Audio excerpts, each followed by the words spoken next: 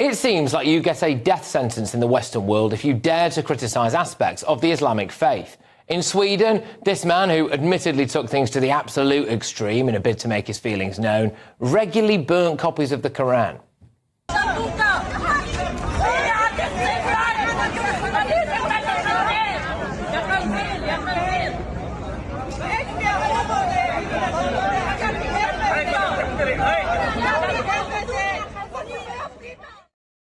'Last night, he was shot dead in his apartment. Now, I don't condone setting fire to copies of the Quran, and I absolutely see how that could cause anger. But just think about this. If somebody set fire to a copy of the Bible or the Torah, would they be shot dead in their own home? I suspect not. In France, teacher Samuel Paty was falsely accused of showing obscene pictures of the Prophet Muhammad to school children. That was a lie. A girl who wasn't even in his class at the time made it up. He was beheaded in the street by an Islamist. Before that, we had Charlie Hebdo, didn't we? They ran a cartoon of the Prophet Muhammad on their front cover. Then this happened.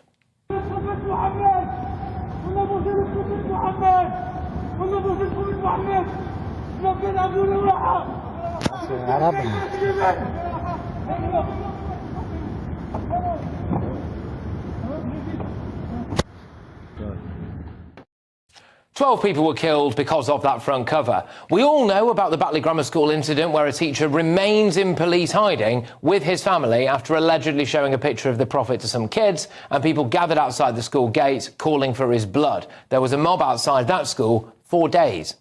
The incident from Monday, 22nd of March, must also be investigated from a criminal perspective, yes, given that it was a clear attempt to stir up religious hatred. We also use this opportunity to call upon the entire British Muslim community to review the materials being taught in their children's schools. Now, I do wonder if a teacher had said something that Jewish or Christian students found offensive, or made a joke about one of the Hindu gods, whether they'd have received death threats and been forced into hiding for the rest of their lives. And then there was the autistic child who accidentally scuffed a copy of the Quran at school. He also received death threats, and his mum had to go to the local Islamic centre and beg for forgiveness. I've had to call the police. He has received death threats. He has received threats that he will be beaten up if he goes back to school. He's absolutely petrified. But I don't want anybody to be prosecuted. Yet again, I'll ask, if a copy of the Bible had been scuffed, would we have seen the parents of a hypothetical Muslim child forced into a church to beg for their child's life? I doubt it. It does appear to be a potential death sentence if you do something, even accidentally, that offends certain elements of the Muslim community. I wonder whether that's why this is allowed.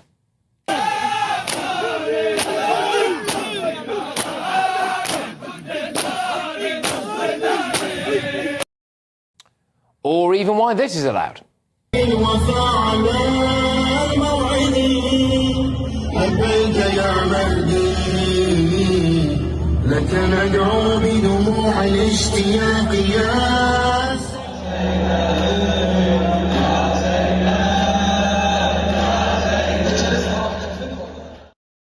But this is not allowed. A Christian woman praying silently in her own head outside an abortion clinic.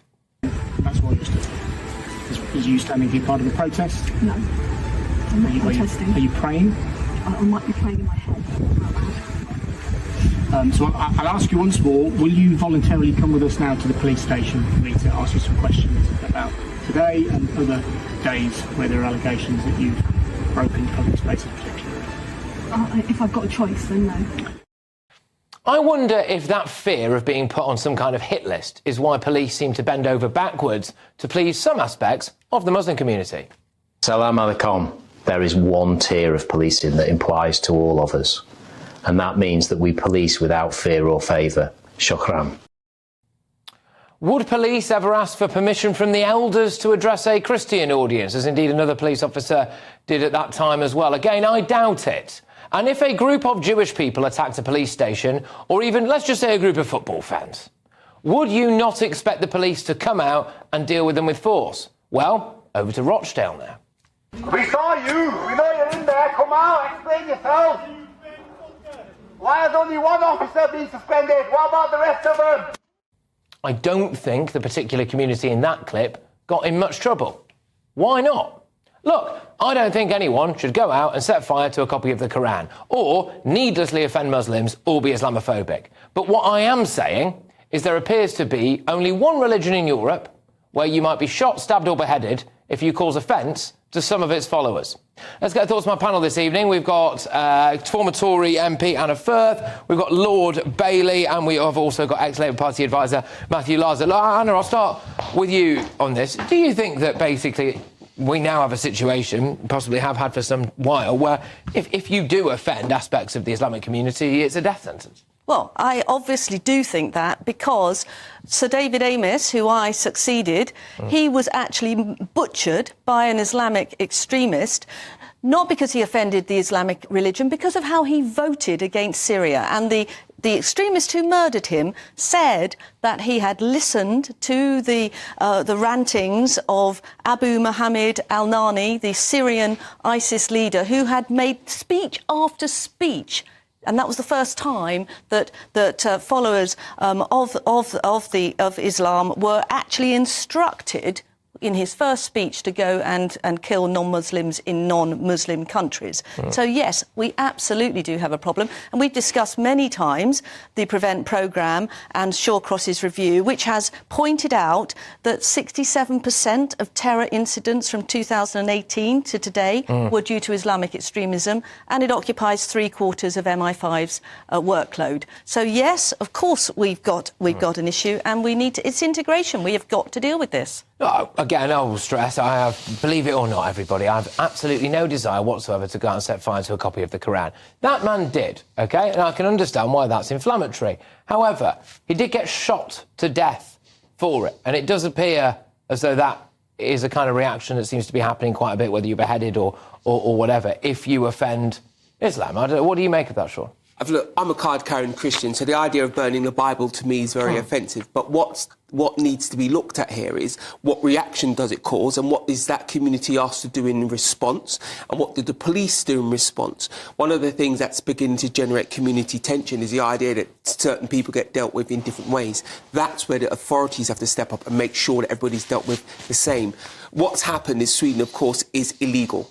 It was illegal before, and it will remain illegal, but now it's how it's dealt with. But here in this country, the authorities have to really be able to put their hand on their heart and say, actually, we don't deal with people differently because they're from a different religion. Because when you looked at the marches we had in London, that caused great consternation in many other communities because it looked like there wasn't a fair hand being dealt. And that's a question we need to answer here. Do you think there's an aspect of fear that grips our political institutions, our police force, maybe our education system as well, Matthew, when it comes to, you know, basically in this country you can say or do what you like when it comes to other religions, but if you criticise Islam, it is a death sentence? Well, I think that has been historically. I think that the left didn't cover itself in glory in the late 80s with the Satanics versus affair when Salman Rushdie's book was being burned on the streets of Bradford, and sort of left Liberal apologists for that at the time were pretty disgraceful. I think there have obviously been isolated examples of that since, but I think that actually partly because of things we talked about in this sofa just last week about the grooming gangs, etc. I think that people have now said that we must be honest about what's happening in communities, whatever the community is,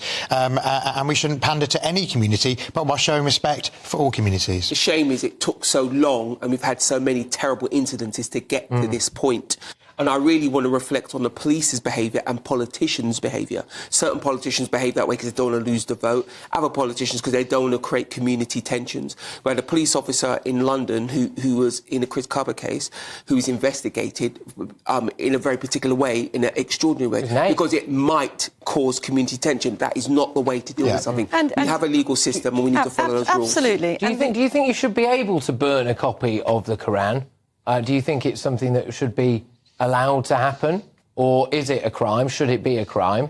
What do you think? Look, I believe in freedom of expression. You know, it's a basic human right. We live by that in this country. I would not burn a copy of the Quran. But if someone were to burn a copy... I'm a Christian as well, but if someone were to burn a copy of the Bible, I would consider that to be deeply disrespectful, extremely rude. I would not want anyone... But I would not expect... It's not even... That wouldn't even be an offence, in my opinion. Here's the thing. Right. That wouldn't cross most Muslim minds. A vast majority of Muslim people wouldn't jump out of the house and come and murder you, or even come and shout at you over it. But some would, and more than in most communities. The important thing here, though, even as a card-carrying carrying Christian, I don't believe it should be illegal to burn a Quran, a Bible or a Torah or a humanist book for that matter, because it would lead to a blasphemy law. And that would put us in a far bigger problem. We don't have blasphemy laws in this country, and I think that's for a reason. But we're missing the point here. There's no other religion that consistently leads to these violent attacks. Is that fair, Matthew?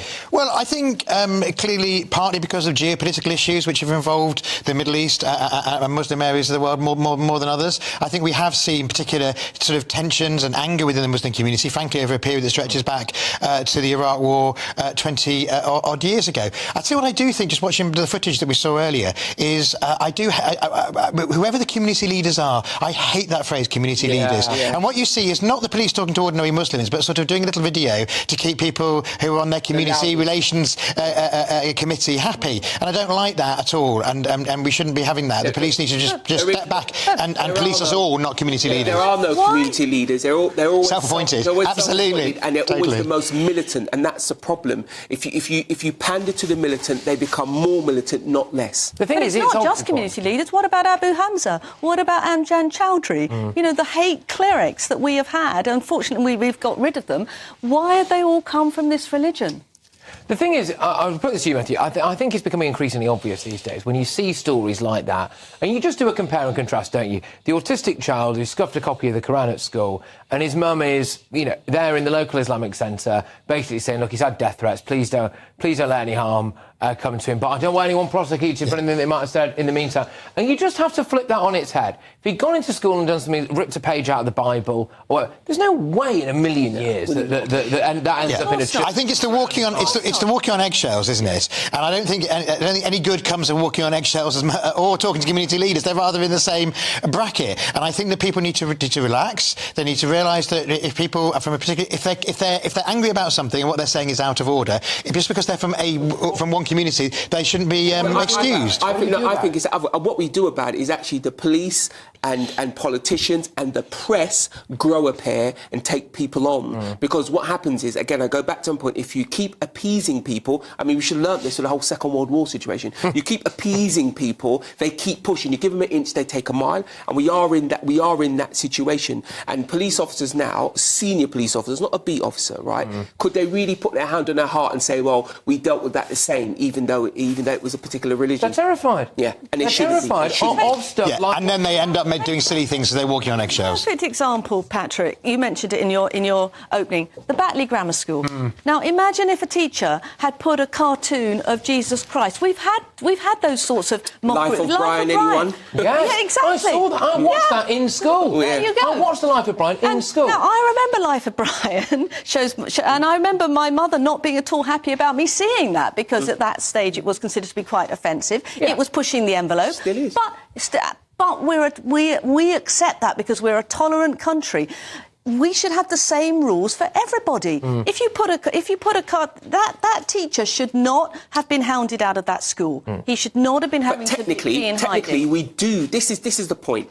Technically, we do have the same rules for everybody. Let's be clear about that. What we don't have is the same culture when we deal with people. Right? We have a culture because of nervousness. And that's what needs to go. Yes. Like, even if you talk about people smuggling, they've made some new rules about boat pieces. We're talking about that. That's not the issue. The issue is enforcing the laws we already have. All right. Well, look, good. I do quite enjoy actually when it's more of a discussion than anything. But we'll have plenty of opportunity to have a catastrophic row. There we go.